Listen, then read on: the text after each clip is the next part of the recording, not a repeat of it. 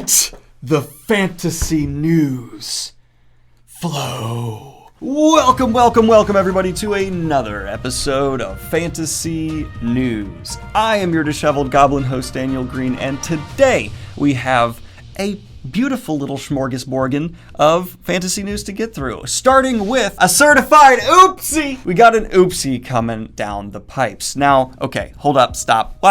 This could be one of the things that's a oopsie, and it was really done on purpose, knowing that internet sleuths would figure it out, and it's actually a way to just see how excited people are going to be, etc., etc. Or it was genuinely a mistake. I'm kind of split. I'm not entirely sure. You decide for yourself. But we did have Henry Cavil taking to Instagram and posting a picture of him in a makeup chair holding a script that was blurred. The internet being the internet and nerds knowing how to use software, people then unblurred the script and text was revealed. What did the text show, you ask? Well, it appears to be a Mass Effect 3 wiki article. Why would he have this and post it saying like possible secret project? Maybe a Mass Effect adaptation he's tied to. That would be fantastic. It definitely has a lot of people online doing their sleuthy duty to figure out what exactly this could be. Whether it's a TV show, a movie, just him getting involved with the games. We don't really know, but it's exciting to say the least. I'm totally down, as I've said many times, for a Mass Effect adaptation. I think it would be a great direction for the franchise to go in. And in terms of Henry Cavil being a character in a future game or somehow Commander Shepard in an adaptation, I'm down for both. He definitely has the credentials to be a Commander Shepard. Curious, what do you think about this? Why do you think Henry Cavil is posting himself with like a secret project caption on Instagram holding a wiki article? Do you think there's something going on, or is he just trolling us?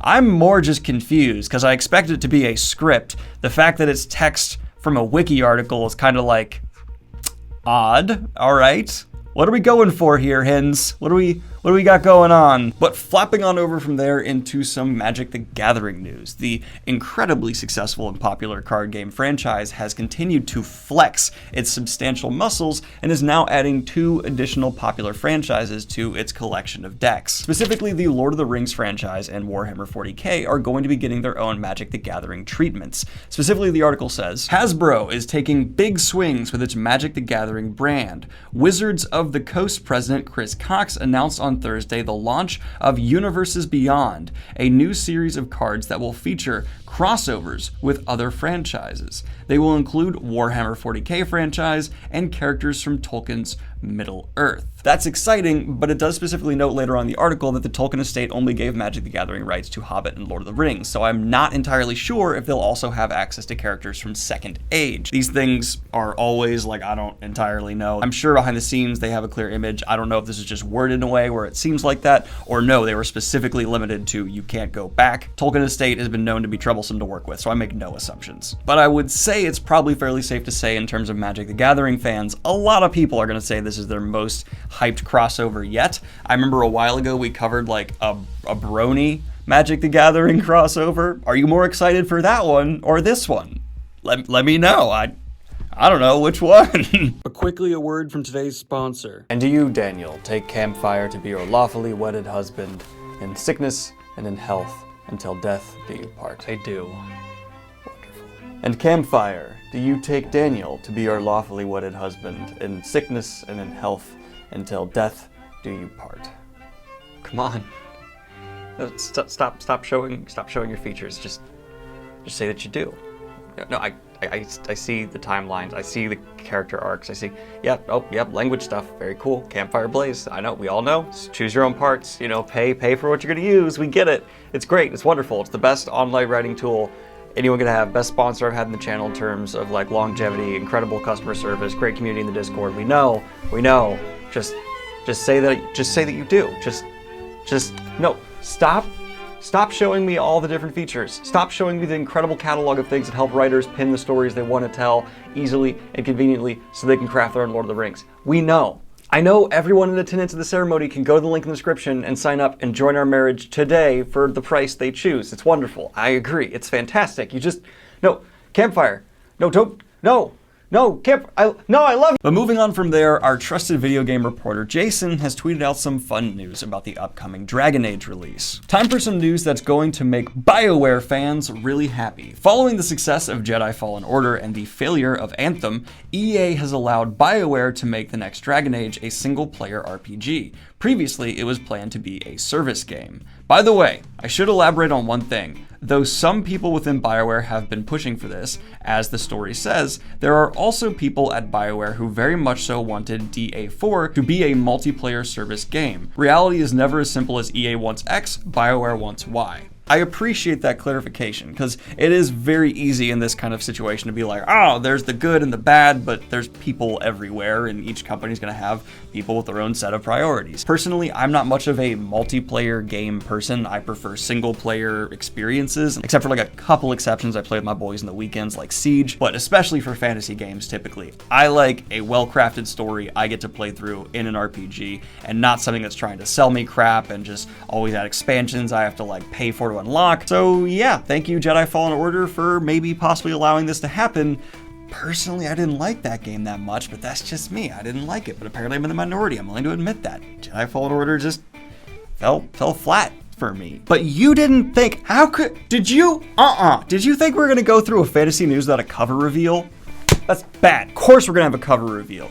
And for this episode, we're gonna take a look at the Would-Be Queen coming down from Edward Cox. It's got this minimal yet detailed awesome appeal on the cover. I really like it. But if I'm gonna be honest, what really sold me on this was the title, The Would-Be Queen. I think that's a wonderful title. I really like it. And the synopsis is, they say in the realm, the sea is in the sky. Somewhere in England, in a small town called Strange Ground by the Ski, Ebby Wren is the last librarian, and he's about to lose his job, estranged from his parents, unable to make connections with anyone except the old homeless lady who lives near the library. Ebby isn't quite sure what he's supposed to do next. His only escape from reality is his deep interest in local folklore, but reality is far stranger than Ebby can dream. And it goes on from there, but I'm not gonna read the full thing. It's a fantasy standalone.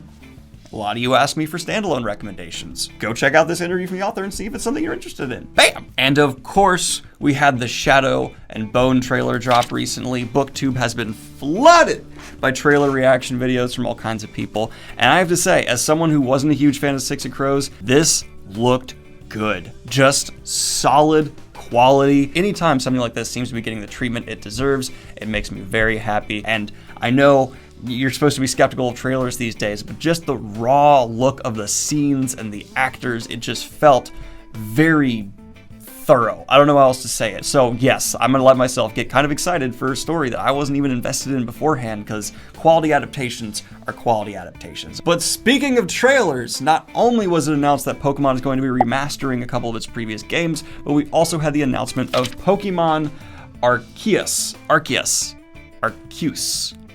Dyslexia sucks.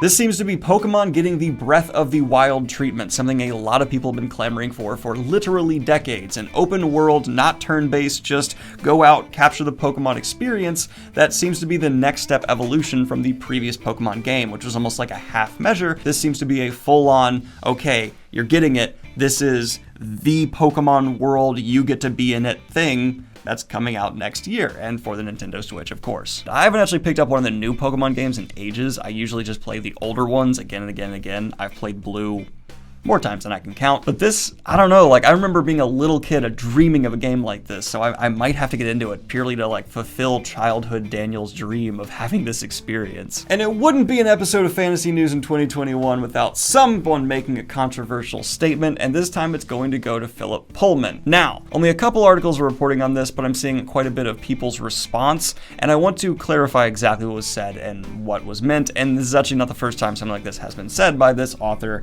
Let's get into it. Philip Pullman was interviewed recently by News 18, and in that interview he said a rather controversial thing regarding Tolkien. When asked if you had ever met J.R.R. Tolkien, what would you have asked or told him? Pullman responded, "As a matter of fact, I did meet him once, near the end of his life, when I was an undergraduate. Two friends and I were invited to dinner by the head of our college in Oxford and met the great man. We were overawed, of course, and didn't think he was particularly interested in the opinions of callow youths like us in any case. Actually, I've come to dislike the Tolkien kind of fantasy. I think it shuts out too much of what we know to be real. If I had the chance to ask him now, I'd want to know why he lets women play such a small part in the story of the ring. There is absolutely no awareness of sexual power and mystery in the book. Children might as well be delivered by post. I think that, like many Englishmen of his generation, he was actually afraid of women and much preferred the company of men, no women among the Inklings. The Lord of the Rings is dead end, in my opinion. Cut in, because I want to change what I was going to say here a bit. I was originally kind of just fence-sitting and saying, I get where Philip Pullman's coming from, I understand where Tolkien fans are going to defend him, and not really give a strong counter or support. But what I actually want to say is a bit counter to what Philip Pullman is saying. I do think it's important to realize that for his time, Tolkien was, one, extremely progressive in the way he wrote women, putting them in positions of power and explicitly saying they were more powerful than a lot of the male characters that were around. That was not common back then, especially good women, not women portrayed as villains. And on top of that, yeah, it's sexless in the way Pullman's saying, but that's kind of the genre Tolkien thought he was writing into, not the genre that spawned off from him. You have to remember, Tolkien didn't think he was writing into the modern fantasy genre. He inadvertently pretty much created it, but he was trying to write a fairy tale, and fairy tales were meant to be consumed in the time by all mass audiences. He wanted children to be reading this, so by the standards of Tolkien's time, they needed to be pretty much sexless. I think Pullman has a point, but it's kind of the tone he's using or the implication of the words that bothers me a bit here. I acknowledge that he's right according to modern standards, but to then kind of almost say like Lord of the Rings is dead end and he just dismissing all of fantasy that spawned off from it, which is a whole other conversation, it just kind of strikes me a bit wrong. And I don't mean to be attacking anybody here. Please let me know if you disagree in the comments down below. I'm very open to counter arguments, but it leaves a bad taste in my mouth, even though I know he's making a point, if that makes sense. And in news, the new Twilight Zone over at CBS All Access will not be moving forward, because it was very bad. And in the opposite of news, in I didn't see it coming HUD news, Spirited Away is going to be getting a stage play adaptation. Okay then, that'll be quite the undertaking. Toho announced an upcoming theatrical production of Spirited Away on Thursday, marking the first ever stage adaptation of a Hayao Miyazaki beloved animated film. John Caird, a longtime admirer of Spirited Away and Tony Award-winning director with a background in the Royal Shakespeare Company, will write and direct the adaptation. So they have a qualified man coming in, and Spirited Away is a proven rock-solid story. It's just that story is so dependent on the magnificent visuals and atmosphere. Bringing that into a stage play is going to be a monumental undertaking. I think it could be done. I will be very curious by the end result. Secret about me, I'm actually really into theater and love going to musicals and seeing plays and stuff. That's a big part of my life you don't know about. But I don't know. I would pay to see this. I hope it comes near me. Fascinating. But this has been your latest episode of Fantasy News. Like and subscribe if you have not already. Join the Discord server and post news you'd like to see covered in the Fantasy News channel. Hit the Patreon if you want to support what I do here. And have a great one, y'all. Peace.